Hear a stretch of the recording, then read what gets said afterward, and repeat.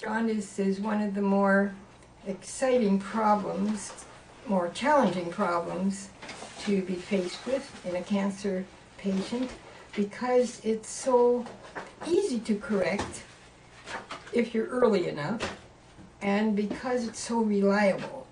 So you can be quite sure to get that jaundice reversed if you can do all of this in just a few days' time.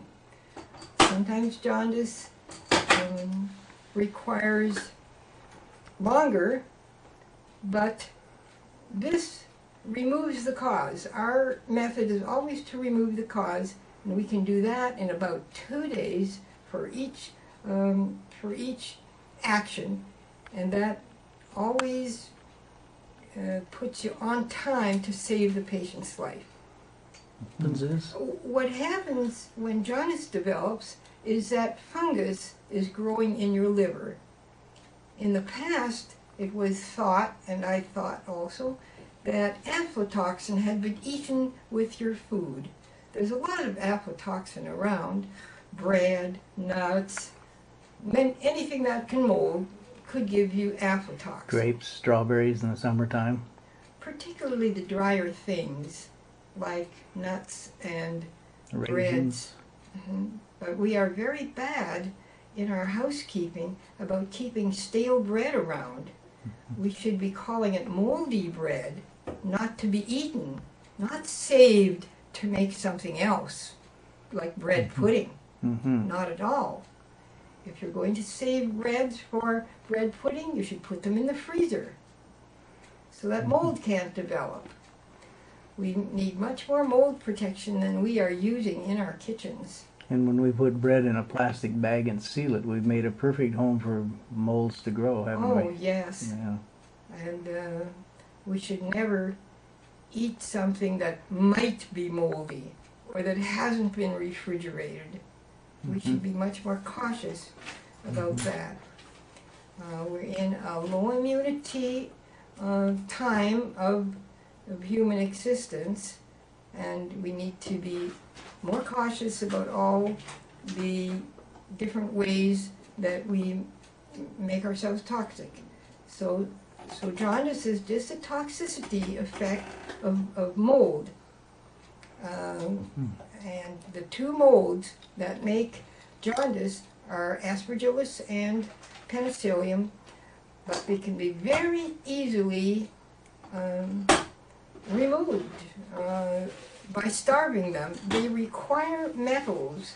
Penicillium requires copper, just that one metal, and Aspergillus requires chromium and cobalt, but there may be an extra metal that I have not detected yet in some cases.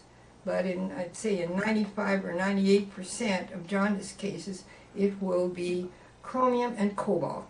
But a serious jaundice case will have both molds, so you have to remove copper also.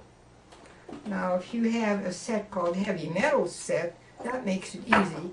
And here Sylvia is making a set called heavy metals out of the liver set. The liver set are those dozen bottles there, each of a slightly different part of the liver.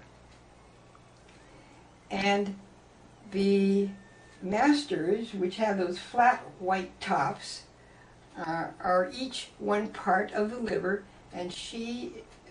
but the parts of the liver have been already electronically manipulated so that to contain the instruction to the body to take heavy metals out of that part. What happens when you take such drops is that the white blood cells get right to work taking the heavy metals, or everything that you put in that bottle to make it, out of that particular part of the liver and not other parts. And what you would be seeing is that the white blood cells are grabbing up those things that were in that bottle, we called heavy metals, and not other things. It's quite specific. So you do have to be accurate with the system. You can't be hoping that you're correct. You have to know that you're right. Then the next day when you check the saliva, you can see the change. You can see the change in 15 minutes. My goodness. So you could take these drops over and over, even 15 minutes apart, and get 6 doses down yourself, and that will be already a large improvement for the liver. First of all, the liver set was given, which improves the liver's white blood cells actions, and then the heavy metals out of the liver follows that, and that is being given today.